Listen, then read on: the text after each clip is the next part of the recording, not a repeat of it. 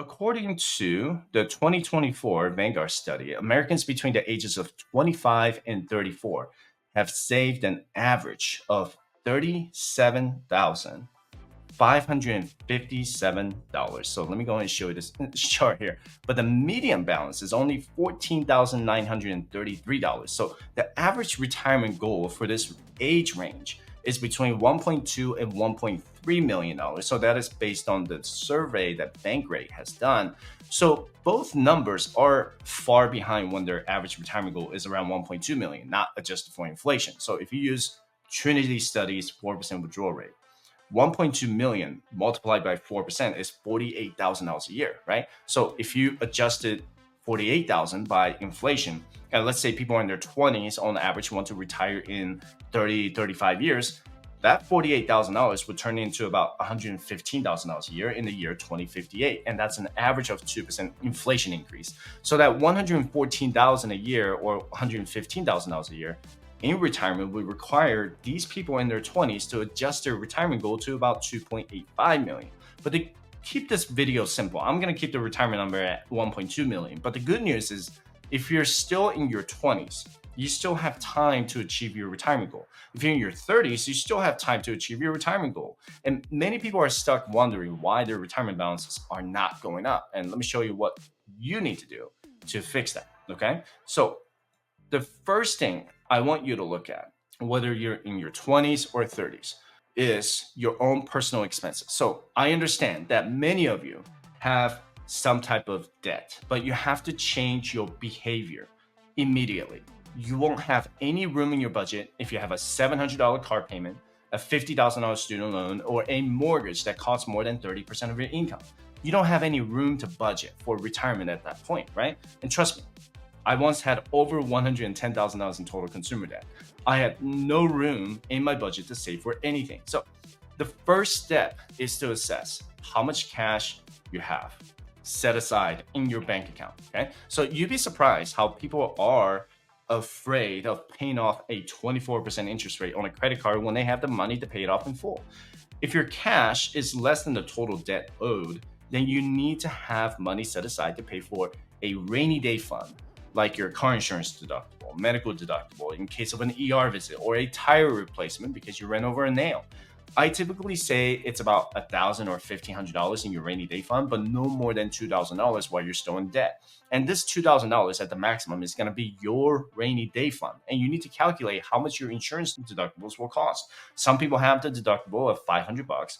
I think mine is about $1,000 if there's an accident, knock on wood, hopefully nothing happens. But that's something that you need to look at it and say 500 plus 500 equals, oh, look at that. The new iPad or the app, it just calculates it for me. So they're trying to take my job now. But anyway, so let's say that's going to be the $1,000 in a rainy day fund.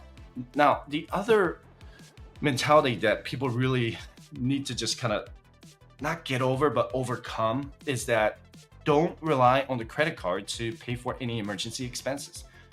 When the rainy day fund in cash, you're going to pay with cash. But when it comes to credit cards, you're going to accumulate interest. So you're just taking out debt to pay for something. So if you pay $1,000 on something, you're basically paying $1,250 on all of that if you just accumulate that interest, right? 25% interest rate. So get out of that mindset and just say, I'm going to have cash set aside.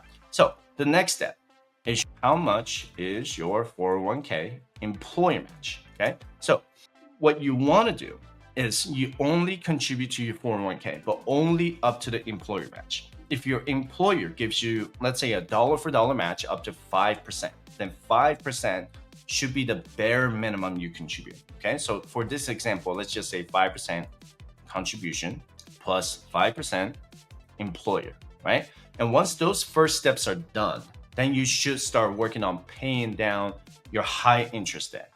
Pay off high interest debt ASAP, right? So how I define high interest is anything above 5%. And you may have a different definition, but 5% is a good benchmark to start.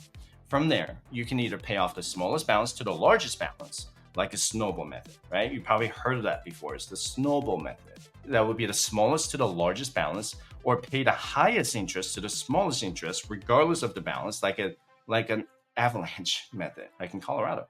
And I encourage you to schedule a session with me by visiting 562.com/consultation to find the best way to get out of debt as soon as possible. Then there's so many other methods too. Okay. So what do you think is better? Investing $500 a month, making 10% return, or investing $1,000 a month, making a 7% return on investment? You can't figure out how much you can invest without a budget. There's no way around it. I personally tested out the budgeting app called YNAB, and it's not just an app that can track your income and expenses, but it can even help you create a plan to pay down your student loans, car loans, personal loans, or credit cards a lot faster. So if you're ready to change your life by getting out of the paycheck to paycheck cycle, you can get a free trial without any credit card information by using the link in the description below. Let's just take a look at once you figure out all of those steps, then the next one is going to be going into your 401k calculator. So let's say you are in your 20s or 30s. I'm going to start with age 25. Okay, so I'm going to start with 0 here. So if you do consistently save, let's say 15% of your income, starting with 0, and I'm going to reduce that income to about $50,000 a year, right? So $50,000 with an employer contribution and with a 2% annual income increase and an 8% average annual return. So at 25, you're going to have plenty more time to hit that 1.2. Let me scroll down here. So about $1.2 million at the age of 55, and then about $2 million by the time you're 60 years old. Now, the common argument is, well, that's not going to be much when when you adjust it for inflation. Totally agree. So that's why I always teach to make it up to try to get to 25%, but I don't expect you to save 25% of your income right away.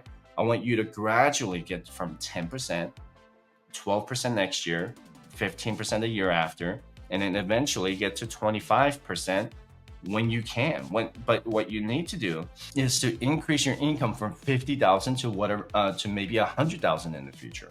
If you say that you're stuck where you are and you're just doing $50,000 a year, then I don't know what else to tell you, but you're going to be stuck there. Or you can make changes now by increasing your income, or maybe find some other opportunities, right? But before increasing your 401k contribution, I always recommend maxing out your Roth IRA and HSA first, if you have the HSA.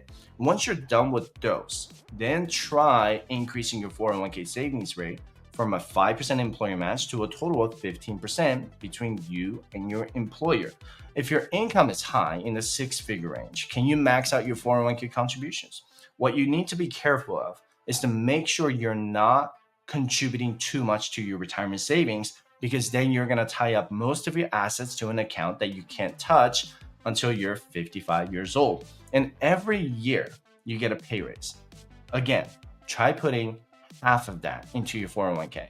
If you found out from your employer that you're going to get a 5% or let's say 2% pay raise, increase your 401k contribution by 1%, okay? What you want to ultimately achieve here is saving 25% of your gross income to your retirement accounts, starting with between your 401k employer match, Roth IRA, HSA if you have it, and then max out your 401k. So if you can't do 15% right now because your income is below 50,000, can you increase your 401k savings rate by 1% every year? Can you go from 5% this year to 6% next year? I'm a realist. I understand that you can't just go 5% to 15% in 1 year if your income is less than $50,000 a year. How about 7 or 8% the year after? Every dollar you put into this 401k could significantly increase your balance 30 years from now. Just take a look at the calculator, because it's going to show you that your savings rate will matter more than the total stock market return. So the basic rule of thumb is that by age 30, you should have 0.5 times your income saved. And by age 35, you should have at least 1x of your income. And this is assuming that you're not retiring until age 65. So if you want to retire earlier, those numbers or the savings benchmarks need to be much, much higher, right? And some employers already start offering what's called a student loan match in their 401k. So if you have a $200 minimum payment every month to repay your student loan, then show that to your employer, and your employer will put $200 into your 401k. But you have to ask your employer if they offer that benefit. Not every employer offers it yet. And again, you need to take advantage of the 401k employer match. About 30% of people 30% of Americans still do not take advantage of the employer match. If they contribute 5% and you contribute 10%, that's a total of 15% savings rate.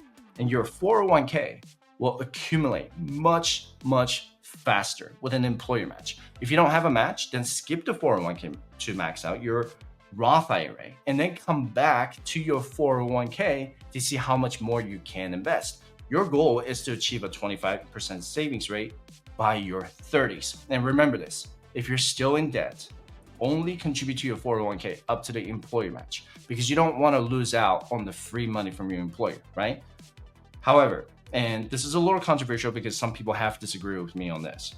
If you can't put food on the table or you're behind on your bills and you have bills going into the collections, then you need to pause your 401k contribution regardless of the employer match. You need to take care of your four walls before putting any money into your 401k.